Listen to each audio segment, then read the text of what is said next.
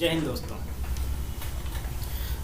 जिस देश की 50% आबादी की पौराणिक परंपराएं महिलाओं को देवी मानने का दावा करती हो, उस देश का महिलाओं के लिए सबसे खतरनाक बन जाना उन मान्यताओं का झूठा ढोंग करने वाले समाज की हकीकत बताता है। देश के पहले प्रधानमंत्री आदरणीय नेहरू जी ने कहा था, to awaken the people it is the women who must be awakened. Once she is on the move, the family moves, the village moves, the nation moves. मतलब देश को जगाने के लिए महिलाओं का जागना बहुत ज़रूरी है।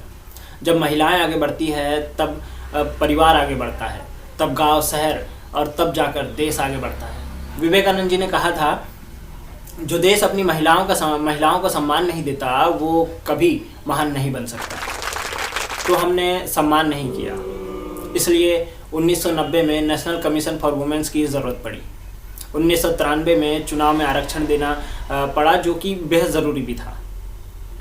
महिलाओं को भगवान मानने वाली मान्यताएं और दुनिया के सबसे बड़े लोकतंत्र के रहते देश महिलाओं के लिए सबसे खतरनाक जगह बन गया है।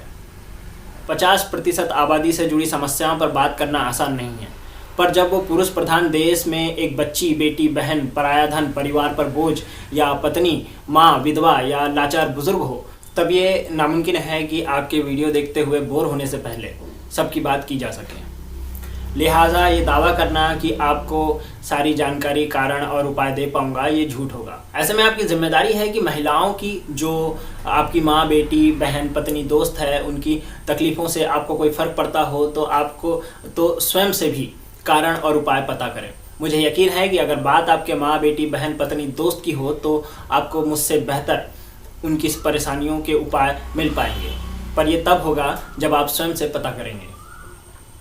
महिलाओं पर अत्याचार जन्म से पहले गर्भ में ही लिंग परीक्षण और भ्रूण हत्या के रूप में शुरू हो जाता है। हमारे महान समाज में लड़कियों को बोझ और लड़कों को सहारा मानने वाली सोच भ्रूण हत्या और लिंग परीक्षण के मुख्य कारण है। 1994 में लिंग परीक्षण और अबॉर्शन, गर्भपात को गैरकानूनी बना दिया गया, पर वहीं कई मामलों में ऐसा करने की इजाज़त भी दी गई। मसलन जब बच्चे का सही विकास न हुआ हो, उसके अपंग पैदा होने का खतरा हो, महिला शारीरिक तौर पर तैयार न हो, उसका रेप हुआ हो और बच्चे के जन्म के कारण महिला की जान को खतरा हो। और इन्हीं इजाज़तों का इस्तेमाल अब लिंग परीक्षण और भ्रूण हत्या के लिए किया जा रहा है। इसके इतर सालाना 1 करोड़ से भी ज़्यादा अबॉर्शन होते हैं, जिसमें कि 20,000 के करीब महिलाओं को इसकी जटिलताओं के चलते जान गंवानी पड़ती है। विश्व की बात करें तो यूनाइटेड नेशन के मुताबिक 2015 में ही गर्भावस्था और बच्चों के जन्म के वक्त शारीरिक समस्या और व्यवस्था में कमी के कारण 3 लाख महिलाओं को जान गंवानी पड़ी थी। किसी भी इंसान के लिए किसी भी जगह आधा हिस्सा ही बराबर हिस्सा होना चाहिए और बराबर हिस्सेदारी से नीचे कुछ भी स्वीकार नहीं होना चाहिए। तो विश्व का सालाना सैन्य खर्चा, मतलब सेनाओं पर खर्च, करीब $2 ट्रिलियन जितना होता है। मतलब दुनिया में पैसों की कमी नहीं है, पर उसी दुनिया में पैसों की कमी के कारण 2020 में इसी साल 2020 में 15 से 24 साल की 30% महिलाएं किसी भी तरह की शिक्षा, रोजगार या ट्रेनिंग से वंचित है। यूनाइटेड नेशन द्वारा कुछ क्विक फैक्ट्स की बात करें तो बाल विवाह की दर जो 1995 में प्रति 4 लड़कियों में से 1 थी, वो आज घटकर सिर्फ 5 में से 1 हो पाई है। सिर्फ 14 देश ऐसे हैं जिनकी सरकारी कैबिनेट में 50% से ज़्यादा महिलाएं हैं। दुनिया भर के संसद में महिलाओं का प्रतिशत सिर्फ 25% है। यूनाइटेड नेशन के मुताबिक महिलाओं की बढ़ती ताकत को दबाने के लिए 41 देशों से मिले आंकड़ों के मुताबिक 2015 से अब तक लगभग 185 के करीब महिला ह्यूमन राइट एक्टिविस्ट, जर्नलिस्ट और ट्रेड यूनियन से जुड़ी महिलाओं का कत्ल किया गया है, जो कि महिलाओं के संघर्ष में जाना माना नाम हुआ करती थी। एक विश्व प्रसिद्ध छोटी बच्ची ग्रेटा थनबर्ग के क्लाइमेट चेंज को लेकर चलाए जा रहे अभियान को यूनाइटेड नेशन के अलावा समर्थन देने के लिए दुनिया भर के 200 के करीब देशों के बच्चों ने अपनी अपनी सरकारों से जीरो कार्बन के लक्ष्य के लिए कदम उठाने की मांग की। दुनिया भर में 3 करोड़ से ज़्यादा प्राइमरी एज की बच्चियां स्कूली शिक्षा से बाहर हैं। पिछले 12 महीने में हर 5 में से 1 15 से 19 साल की वयस्क महिलाओं ने अपने इंटीमेट पार्टनर द्वारा उन पर भी हिंसा की बात स्वीकार की। भारत की 30% आबादी जो कि गरीबी रेखा के नीचे है, उनमें 70% महिलाएं हैं। दुनिया भर में महिलाओं पर हो रहे अत्याचार, अपराध के बाद उनकी सुरक्षा और अदालती प्रक्रियाओं में दुनिया की जीडीपी का 2%, जो कि लगभग $1.5 ट्रिलियन जितना खर्च होता है। सिर्फ महिलाओं पर अत्याचार ही बंद कर दिए जाए तो दुनिया भर का $1.5 ट्रिलियन जितना पैसा बचाया जा सकता है। भारत में बहुत बड़ी आबादी गरीब है। गरीबी का मतलब है खर्च करने के लिए कम पैसा, पौष्टिक चीज़ों पर खर्चे में कमी, बच्चों के पढ़ाई और विकास पर असर। यही वो उम्र होती है जब बच्चों को सही देखभाल और शिक्षा की ज़रूरत होती है। आर्थिक और सामाजिक सोच लड़कों और लड़कियों में साफ तौर पर यहीं से फ़र्क करने लगती है। और सबसे कीमती वक्त में भेदभाव, आहार में कमी, स्कूल का बंद हो जाना, जल्द शादी करवा देना, मानसिक और शारीरिक विकास में भारी कमज़ोरी जोड़ देता है, जिसका खतरनाक परिणाम भविष्य में देखने मिलता है। अगर शिक्षा की बात करें तो भारत में पिछले 7 साल से यही ट्रेंड बना हुआ है कि यहाँ लड़कियाँ लड़कों से ज़्यादा 10वीं की परीक्षाएं पास करती है, पर अभी बताए कारणों की वजह से उनमें से 80% से ज़्यादा लड़कियां ग्रेजुएशन के पहले पढ़ाई छोड़ देती है या फिर छुड़वा दी जाती है। संविधान में शिक्षा का अधिकार और सबको फ्री एजुकेशन सुनिश्चित करने वाले 41वें, 45वें और 46वें directive principle of state policy के बावजूद आज भारत में महिलाओं की साक्षरता 60% है, विश्व की औसत 82% से काफ़ी कम। दुनिया भर में कम पढ़े लिखे वयस्कों में लगभग 40% भारत कवर करता है। महिला शिक्षा के मामले में भारत दुनिया के महज 10 या 15 देशों से बेहतर है। शिक्षा के क्षेत्र में महिलाओं के जल्द बाहर हो जाने के कई कारण हैं, जिसमें से एक कारण माँ बाप का बेटियों की पवित्रता मतलब वर्जिनिटी को लेकर अत्यधिक भावुक होना भी है, जो कि स्वाभाविक भी है। इस अत्यधिक सुरक्षा बरतने के कारण बेटियों को घर से बाहर जाने से प्रतिबंधित किया जाता है। घर से दूर, जहां उसे लड़कों के साथ पढ़ना हो या पढ़ाने के लिए महिला टीचर ना हो, ऐसी जगह भेजने में डर के कारण बेटियों के सपनों और कामयाबी में ये डर युक्त प्रतिबंध बहुत बड़ी रुकावट बन रहा है। अब स्कूल छूटने के बाद या तो उन्हें कुछ वक्त कहीं काम करना पड़ता है या तुरंत शादी। यूनिसेफ के मुताबिक 20 से 24 साल के बीच 47% महिलाओं की लीगल एज से पहले शादी कर दी जाती है और पूरी दुनिया में 40% चाइल्ड मैरिज सिर्फ भारत में होती है। यहाँ पुरुषों को जब तक कि वो कामयाब ना हो जाए उनकी शादी नहीं करते और लड़कियों को जल्द शादी करवाकर उन्हें कामयाब नहीं होने देते। ऐसे कैसे चलेगा भैया? महिलाओं को बोझ समझने के कई कारण हैं, जिसमें से एक कारण दहेज प्रथा है, जिसमें कि एक गरीब परिवार पूरे जीवन की जमा पूंजी सिर्फ दहेज देने में खर्च कर देता है। और अगर परिवार में 2 या 2 से अधिक बेटियां हो तो उसके शादी और दहेज के खर्चे के चलते परिवार के लिए बेटियां बोझ बन जाती है और यही खर्च उठाने के लिए परिवार को बेटा चाहिए होता है। दरअसल हम दहेज की इस बुरी परंपरा को खत्म करने के बजाय भविष्य की पीढ़ियों से अपेक्षा करते हैं कि वो इस कुरीति का खर्च परिवार के साथ उठाएं। ये भी कारण है जो समाज में बेटों की मांग को बढ़ाता है। छोटी उम्र में शादी करा देने का कारण देश के कुछ हिस्सों में वो पौराणिक मान्यता भी है जो मानती है कि पार्वती जी ने 8 साल की उम्र में भगवान शिव से विवाह करना तय कर लिया था, जबकि 15 से 19 साल की महिलाओं में प्रेगनेंसी के वक्त जान का खतरा 20 से 24 साल की महिलाओं के मुकाबले दोगुना होता है। 2017 में NCRB के आंकड़ों में सामने आया कि महिलाओं के खिलाफ अपराध में 7% की बढ़ोतरी हुई है, जहां अपराध 3.3 लाख से बढ़कर 3.6 लाख दर्ज किए गए, जिसमें कि rape, sexual harassment, domestic violence जैसे अपराध शामिल है। और ये तादाद तब है जब बार एसोसिएशन ऑफ इंडिया के मुताबिक 70% महिलाएं सामाजिक अपमान, संस्थाओं में कम भरोसा और अपराधियों के डर से अपराध दर्ज ही नहीं कराती है। तो सोचिए, जो दिख रहा है हालात उससे बहुत ज़्यादा ख़राब है। और ये सारे अत्याचार देश और आपकी बेटी, बहू, पत्नी और बहन चुपचाप सहती है। ऐसी अनेकों जानकारी आपके भी संज्ञान में आई होगी, जहां महिलाएं अपने ही रिश्तेदारों द्वारा ज़बरदस्ती और यौन उत्पीड़न का सामना कर रही होगी, चुपचाप मुस्कुराता चेहरा दिखाकर।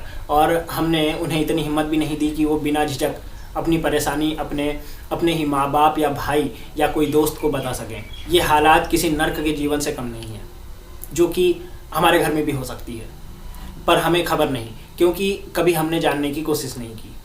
एक बात ध्यान रखिए, मैं उस देश की महिलाओं की हालत पर बात कर रहा हूँ जहाँ हमारी महान धर्म और मान्यताएं महिलाओं को देविया यानी कि भगवान का दर्जा देती हैं। सरकार के मुताबिक 2014 से 2017 के बीच महिलाओं के सेक्सुअल हैरेसमेंट मतलब यौन उत्पीड़न में 54% के करीब बढ़ोतरी हुई है। अगर काम की बात करें तो 2005 में जहां लगभग 40% महिलाओं की लेबर फोर्स में भागीदारी थी, वहीं वो घटकर 2018 में 26% हो गई। बच्चों के जन्म के बाद महिला जहां काम करती है वो कंपनी, ऑफिस या कारखाने से कोई सहायता, सहयोग या आज़ादी न मिलने के कारण बहुत सी महिलाएं बच्चों के जन्म के बाद मजबूरी में काम छोड़ देती है। हाल ही में टाइम्स जॉब सर्वे में पाया गया कि बच्चों की देखभाल के कारण जहां सिर्फ 10% पुरुष जबकि 90% महिलाएं काम छोड़ने का ख्याल करती है। 2019 में आई ऑक्सफैम की रिपोर्ट के मुताबिक भारतीय महिलाएं घरेलू कामों के रूप में प्रतिदिन 1600 करोड़ घंटे काम करती है, प्रति महिला 350 मिनट से ज़्यादा प्रतिदिन, जिसको कि अगर ऑफिशियली जोड़ा जाए तो महिलाओं की वर्क पार्टिसिपेशन 26% से लगभग 81% हो जाता है। मगर घरेलू काम वो काम है जो महिला ताउम्र करती है, जिसके लिए उन्हें कोई कीमत नहीं मिलती, ना ही सम्मान। भारत में अगर महिलाओं को लेबर फोर्स में पुरुषों जितनी भागीदारी, मतलब equal participation in labour force मिल जाए तो इससे भारत की जीडीपी में 27% तक का इजाफा हो जाएगा। पर ऐसा हो नहीं सकता जब तक कि महिलाएं आवाज़ न उठाएं और पुरुष अपनी मानसिकता में बदलाव न लाएं। भारत में कृषि संबंधी कार्यों में 40% भागीदारी महिलाओं की है, पर वो सिर्फ 9% भूमि का मालिकाना हक रखती है। अगर कोरोना की महामारी ने दुनिया का काम ना रोका होता और इसी साल अगर महिलाओं को बराबर की भागीदारी दे दी जाती तो 2025 तक जीडीपी का आकार, भारतीय जीडीपी का आकार 50 लाख करोड़ से 50 लाख करोड़ के अतिरिक्त बढ़ाया जा सकता था। इसके बावजूद वर्कफोर्स में महिलाओं की समान भागीदारी देश की अर्थव्यवस्था के लिए किसी वरदान से कम नहीं होगी। इसी के साथ सामाजिक और नीति निर्माता स्तर पर महिलाओं को समान अधिकार मिलना बेहद ज़रूरी है। घर परिवार के निजी फैसलों से लेकर दुनिया को बदलने वाले विश्व स्तरीय सामूहिक निर्णयों तक महिलाओं को सुना और उनकी बात मानी जानी चाहिए। भारत के 543 सांसदों में केवल 78 महिलाओं का होना दर्शाता है कि राजनीतिक क्षेत्र में भी महिलाओं को सिर्फ महिला होने के कारण संघर्ष करना पड़ता है। भारतीय राजनीति में महिला सांसदों का प्रतिशत 12% है, जो कि विश्व की औसत 22% से काफ़ी कम है। पुरुष प्रधान समाज का इस कदर दबाव और असर बरसों से रहा है कि इकोनॉमिक एंड पॉलिटिकल वीकली द्वारा किए गए सोशल एटीट्यूड सर्वे में पाया गया कि 40% पुरुष और महिला दोनों का मानना है कि अगर पति कमाता है तो महिलाओं को काम नहीं करना चाहिए। बरसों से सामाजिक सोच और दबाव का असर है कि महिला खुद से ही पुरुष के भरोसे रखना स्वीकार कर चुकी है। लेकिन फिर भी बहुत सी महिलाएं इस धारणा के खिलाफ जंग जारी रखे हुए हैं। इसमें एक छोटी जिम्मेदारी आपकी भी बनती है कि उनके कोशिशों को अपना सहयोग दें, सोसाइटी की सोच में बदलाव लाने की कोशिश करें। शुरुआत अपने बच्चों, छोटे भाइयों से करें। टीवी या सोशल मीडिया पर चलाए जा रहे या दिखाए जा रहे ऐसे किसी भी इंटरटेनमेंट का पूर्णतः बहिष्कार करें जो महिलाओं को कमज़ोर, लाचार पुरुषों का गुलाम बताता हो, जो महिलाओं का अपमान, उन्हें परेशान किया जाना सामान्य चीज़ बताता हो, जो महिलाओं को उनके वास्तविक क्षमता से हमेशा कम बताता हो। ऐसे किसी भी मनोरंजन का खुद और अपने छोटे बच्चों, भाइयों के साथ बहिष्कार करें। हालांकि पिंक और थप्पड़ जैसी समाज सुधार की फिल्में कम बनती है, पर जो भी बनती है तो उसी मनोरंजन के साधन के ज़रिए सामाजिक सोच और व्यवहार को बदलने का प्रयास करें, क्योंकि बच्चे ज़्यादातर मनोरंजन से सीखते हैं। बस हमें उसी मनोरंजन का इस्तेमाल बेहतर समाज बनाने में करना है। सरकार भी कई योजनाओं के ज़रिए महिला सशक्तिकरण के लिए तमाम योजनाएं लाती रहती है, पर सरकार की कथनी और करनी पर शक तब होता है जब सबरीमाला मंदिर में सरकार महिलाओं के प्रवेश को गलत बताती है और सेना में महिलाओं का कमांडिंग पोजीशन दिए जाने का विरोध करती है और महिला विरोधी विचार के लिए सुप्रीम कोर्ट से डांट भी खाती है। ज़रूरत के वक्त सरकारी गिरगिटपन के बावजूद महिला बाल विकास मंत्री मेनका गांधी जी मंत्रालय की वेबसाइट पर मोदी सरकार का धन्यवाद करते नहीं थकती, और वही सरकार ज़रूरत के वक्त अपना महिला विरोधी चेहरा सामने लाती है। दरअसल ये मान लिया गया है कि महिलाएं पूरी उम्र सिर्फ घर के काम करने के लिए बनी हैं और उनकी कोई ख्वाहिश या कोई सपने नहीं है। वो बस पूरी ज़िंदगी चुपचाप पुरुष और परिवार की सेवा करने के लिए बनी है। परंपराओं में तथाकथित भगवान की ये पहचान कभी नहीं देखी। मतलब महिलाओं को देवी मानना एक और ढोंग के सिवा और कुछ नहीं है।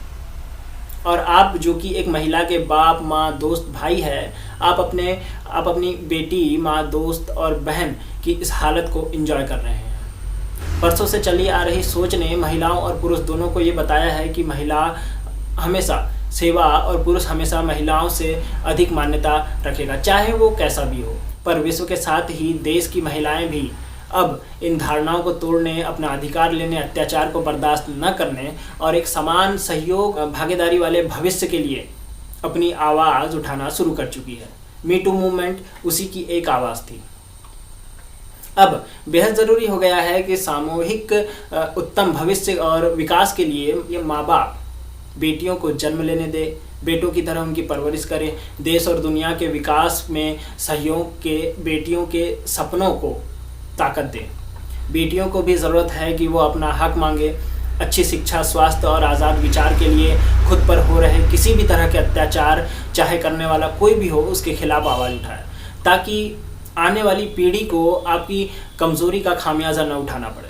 आपकी खामोशी कहीं आने वाली पीढ़ी की दबी आवाज़ का कारण न बने।